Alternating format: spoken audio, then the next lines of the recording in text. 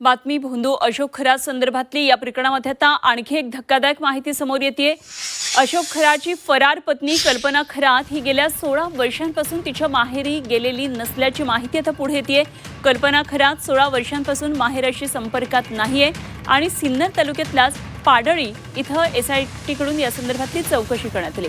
तर स्थानिक पोलिसांच्या मदतीनं माहेरची माहिती आता उघड होतीये। वडील आणि भावाच्या निधनावेळी ही कल्पना खरात माहेरी गेलेली नव्हती। कुटुंबियाशी तिचा पूर्णपणे संपर्क तुटलेला आहे आणि कल्पना खरातच्या माहेरची आर्थिकदृष्ट्या हालाखीची परिस्थिती आहे। अजूनही तिचे माहेरचे लोक हे कुटुंबीय शेतीवर उदरनिर्वाह करतात। आम्हाला या प्रकरणाशी कुठलंही देणं घेणं नाहीये, नातेवाईकांनी ही प्रतिक्रिया दिली आहे। तर सध्या कल्पना खरात ही फरार आहे। तर कल्पना खरात गेल्या 16 वर्षांपासून माहेरी गेलेले नाहीये। काय नेमकं या मागचं कारण आहे, काय नेमकं या संदर्भात माहिती पुढे आली आपण पाहूया।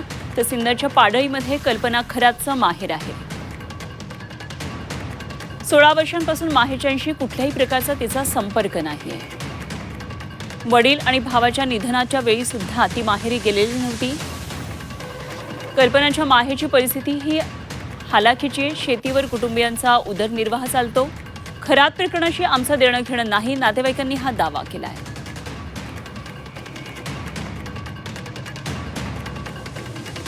तर कल्पना खरातच्या भावजेने मात्र झी24 तासकडे प्रतिक्रिया दिली। भोंदू खरातचं हे प्रकरण समोर आल्यानंतर धक्का बसला आणि आमची पोर ही गरीब आहे, कोणाची फसवणूक करू शकत नाही असा तिचा दावा आहे। तर खरातनंच कल्पनाला फसवलं असं कल्पना खरातच्या भावजे मंगला शिंदे यांनी प्रतिक्रिया दिली आहे। कल्पना किती वेळा वर्षातून 10-5 वर्ष होऊन जाते, 5 वर्ष व्हायचे कमीत कमी 10 वर्ष झाले असेल तसे भाऊ इकडे सुनीताचे येऊन जायचं ना जिल्ह्यामध्ये। किती वेळा फोन बिन येतो का? असं वर्षातून एकदा, महिन्यातून, 4 महिन्यातून, म्हणजे त्यांच्या ह्याच्यातच राहायचं बिझी, म्हणजे त्यांना काय असेल ते त्यांनाच माहिती। वाटतं असं करेल कल्पना? तुम्ही तिला लहानपणापासून पाहिलं असं? नाही करणार, म्हणजे त्यांचे ना तोंडावरून माशी उठत नाही। त्यांनी एवढी परिस्थिती काढली ना, त्यांना असं कळालंच नाही, पण ते काय झालं असेल ते त्यांनाच माहिती।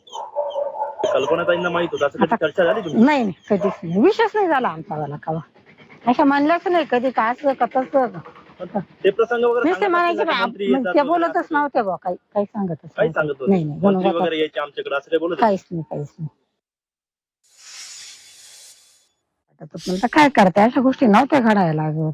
आमच्या पोरीला कसा त्रास आहे का आता, फसली असं ना, आता पुरुष येतो बाय माणूस फसतीस ना, तिला काय माहिती अशा गोष्टी घडतील म्हणून, असं माहिती नाही ना राहत।